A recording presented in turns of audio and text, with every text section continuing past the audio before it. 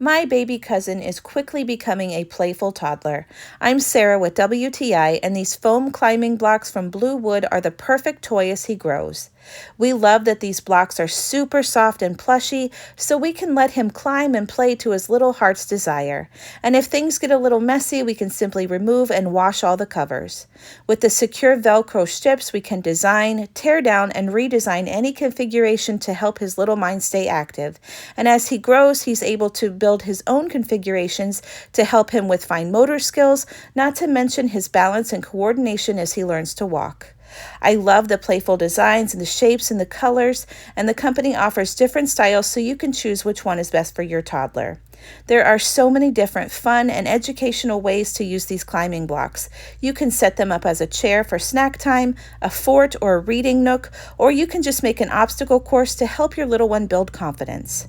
We are so pleased with these climbing blocks, and I think they would make a great gift for the little tyke in your life. And that's my point of view.